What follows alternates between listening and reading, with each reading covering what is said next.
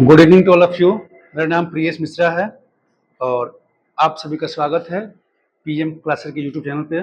आज हम लोग कक्षा 10 के बहुत ही महत्वपूर्ण चैप्टर त्रिकोणमिति के बारे में पढ़ेंगे, उसका बेसिक कॉन्सेप्ट समझेंगे और जो कक्षा 10 के बच्चों के लिए और 9th के बच्चों के लिए बहुत ही लाभदायक होगा। तो चलिए शुरू करते हैं। तो त्रिकोणमिति जो है तीन कोणों का मापन।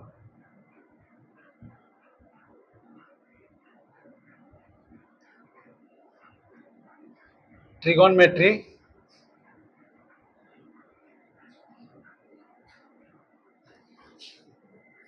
इसमें हम त्रिकोणमिति में सबसे जो बेसिक चीज है वो है पाइथागोरस प्रमेय। बिना उसके हम त्रिकोणमिति को सॉल्व नहीं कर पाएंगे। और पाइथागोरस प्रमेय का जो प्रमुख बात है वो है समकोण त्रिभुज। समकोण त्रिभुज एक ऐसा त्रिभुज होता है जिसमें एक कोण होता है 90 डिग्री का। तो पहले हम समझते हैं कि पाइथागोरस प्रमेय क्या है। तो पाइथागोरस प्रमेय होता है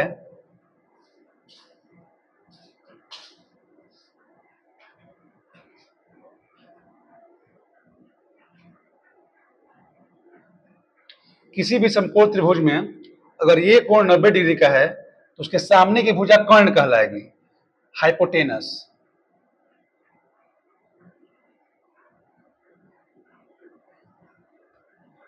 आधार बेस, लंब यानी परपेंडिकुलर। लंब और आधार चेंज होते रहते हैं, लंब और आधार चेंज होते रहते हैं थीटा के अनुसार। जिसका मान पूछेगा वो चेंज हो जाएगा। लेकिन अभी हम लोग बात करेंगे पाइथागोरस प्रमेय का। तो पाइथागोरस प्रमेय क्या है? ये है किसी भी समकोण त्रिभुज में, पहला नीड क्या होगा कि समकोण त्रिभुज की बात होगी। किसी भी समकोण त्रिभुज में लंब का स्क्वायर प्लस आधार का स्क्वायर होता है कर्ण के स्क्वायर के। क्या होता है? जो कर्ण का वर्ग है ये होगा आपके लंब का वर्ग प्लस आधार। कर्ण इंग्लिश में इसको बोलते हैं हाइपोटेनस, इसका स्क्वायर, परपेंडिकुलर का स्क्वायर प्लस बेस का स्क्वायर। बी से परपेंडिकुलर, बी से बेस।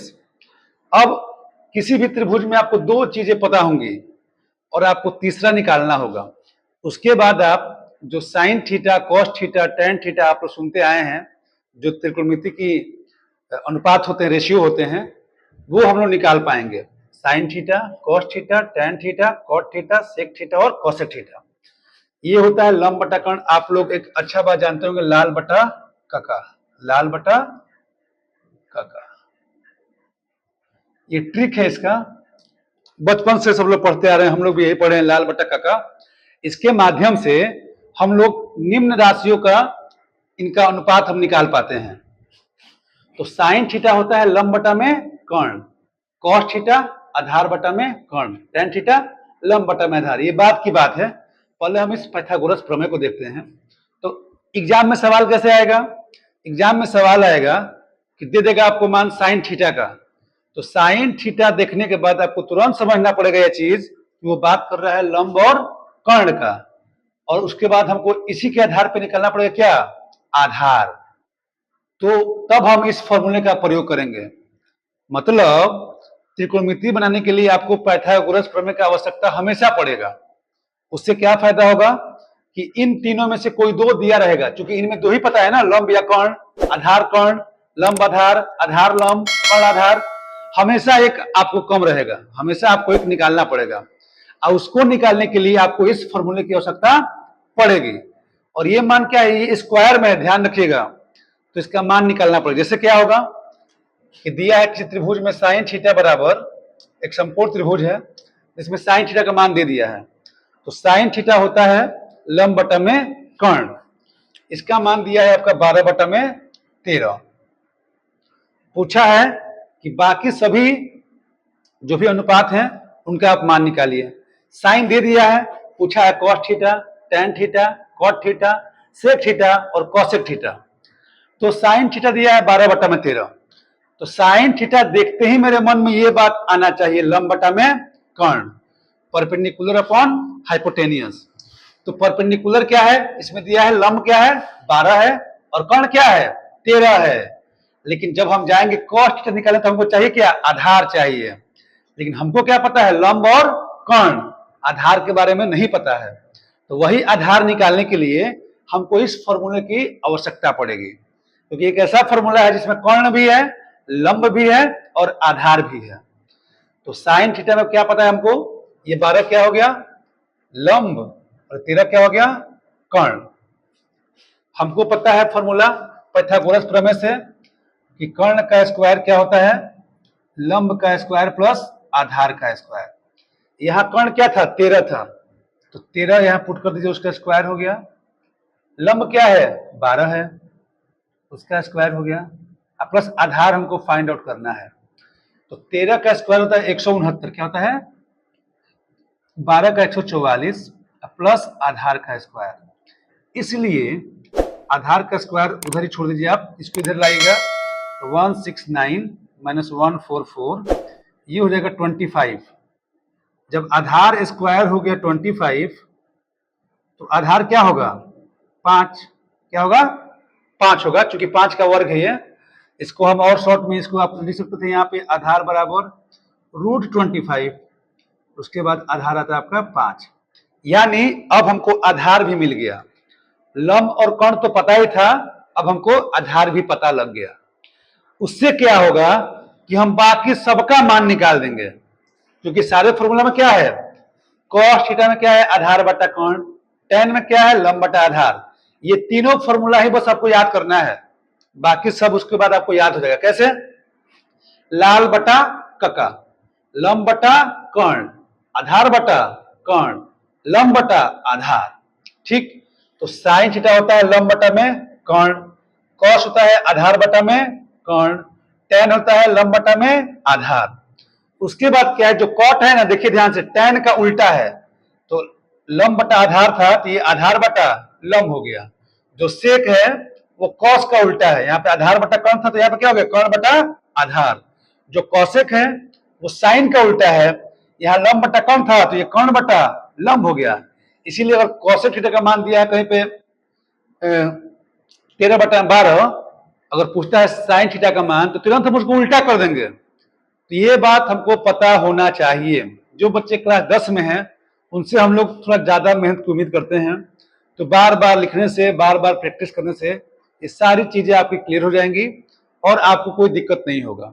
तो इस कॉन्सेप्ट को समझाने का बस एक ही उद्देश्य था कि किसी भी सवाल में अगर कोई एक देता है अनुपात, आपको साइन थीटा का मान दे दिया या कॉस थीटा का मान दे दिया या टेन थीटा का मान, यहाँ पर देखिए थीटा ये था, थीटा क्या है, थीटा एक कोण है, वो कुछ भी हो सकता है, 30 डिग्री, 35 डिग्री, 40 डिग्री, 45 डिग्री।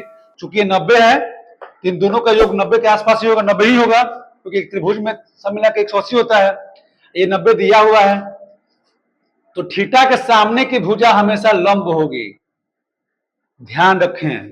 जैसे अब मैं आपको एक और चीज समझाता हूं, यहां तक की कॉन्सेप्ट क्लियर हो गया होगा आप लोग का कि भाई अगर ये साइन थीटा मान लीजिए, अगर दिया एग्जाम में क्या, कॉस थीटा का मान दे दिया, कॉस थीटा इक्वल टू, यदि सवाल आया, यदि कॉस थीटा इक्वल टू, अगर दिया है आपके एग्जाम में 7/25, ठीक, तो कॉस थीटा देखते ही आपको समझना चाहिए कि वो आधार और कर्ण का बात कर रहा है। इस बार आपको कर्ण पता है, आधार पता है, तो आपको निकालना क्या है, लंब। और लंब निकालने के लिए आपको इस फॉर्मूले की आवश्यकता हमेशा पड़ेगी। तो ये फॉर्मूला आपको नहीं भूलना है। आपको स्क्वायर वर्ग याद होना चाहिए कम से कम 30 तक का, उससे आगे भी आप याद कर सकते हैं, उससे थोड़ा मिल जाएगा सहूलियत आपको। तो जब 7 और 25 है, इसको हम करेंगे सॉल्व। तो ये क्या था, ये 7 आधार था और 25 क्या है, कर्ण है, चूंकि आधार बटा कर्ण होता है ना, तो ये क्या हो गया, आधार और कर्ण पता लगा, हमको लंब निकालना है। तो फॉर्मूला क्या होता है, लंब स्क्वायर प्लस आधार स्क्वायर बराबर कर्ण स्क्वायर। हमको पता क्या करना, लंब स्क्वायर लंब, तो लंब स्क्वायर बराबर कर्ण स्क्वायर माइनस आधार स्क्वायर।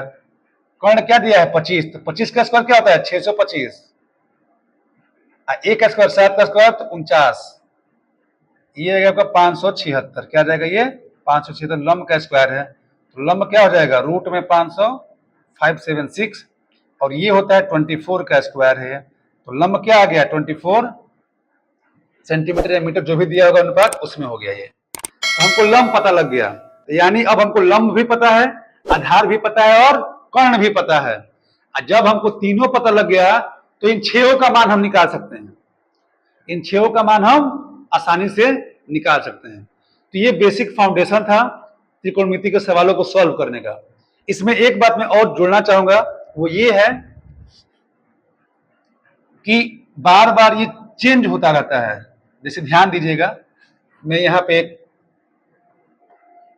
डाटा आपको दिखाता हूं, और ये बात अगर आप समझ जाएंगे कॉन्सेप्ट, तो समझिए आपका कॉन्सेप्ट क्लियर हो गया। ये थीटा बंद कर दिए। जैसे ये एक समकोण त्रिभुज है, ठीक, इसमें दिया है ये 24 सेंटीमीटर है, ये 7 सेंटीमीटर है, और ये कर्ण क्या है 25 सेंटीमीटर है। ध्यान रखें, हमेशा 90 डिग्री के सामने का जो भुजा होगा, जो भुजा होगी वही कर्ण कहलाएगी, वही कर्ण होगा हाइपोटेनियस। और वो उस त्रिभुज का सबसे लंबी भुजा, उस त्रिभुज में देखिए 24 7 25 है। एक समकोण त्रिभुज ये है ABC,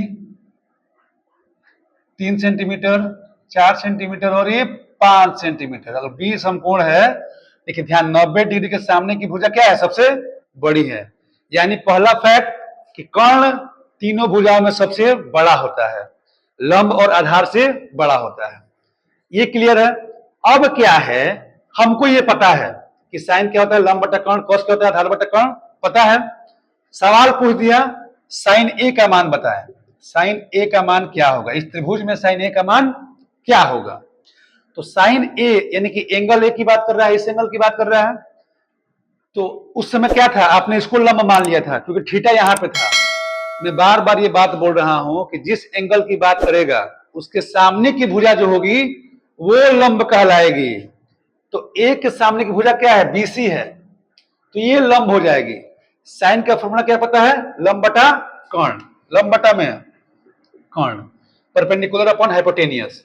तो लंब क्या है यहाँ पे, ए के सामने की भुजा 7 हो जाएगी आपकी लंब, और कर्ण क्या है 25। कर्ण हमेशा सेम ही रहेगा। ये हो गया आपका आंसर। इसने पूछा साइन है, अगर पूछा होता साइन सी, ध्यान रखें, अगर साइन सी पूछा होता तो सी के सामने की भुजा लंब बन जाएगी, फॉर्मूला वही लगेगा अभी भी, लंब बटा कर्ण, लेकिन लंब चेंज हो गया क्योंकि एंगल सी था ना। तो सी के सामने क्या है 24, 24 अपन कर्ण क्या है 25, 24 बटा में 25। यानी एंगल चेंज होते ही लंब चेंज हो जाता है, उस एंगल के सामने की जो भुजा होगी वही लंब कहलाएगी। तो ये जो था आज का कॉन्सेप्ट, अगर ये कॉन्सेप्ट आपको समझ में आ गया है तो मुझे उम्मीद है कि त्रिकोणमिति में 8.1 जो चैप्टर है, एक्सरसाइज है, उसके बहुत से सवाल आपसे बन जाएंगे। और मैं अभी थोड़ी देर में उसका सवाल बना के आपको अपलोड कर दूंगा और आप देख लेंगे। ये था बेसिक कॉन्सेप्ट। इसमें अगर आपको कुछ समझ में नहीं आता है तो आप जरूर पूछ सकते हैं। बहुत बहुत धन्यवाद।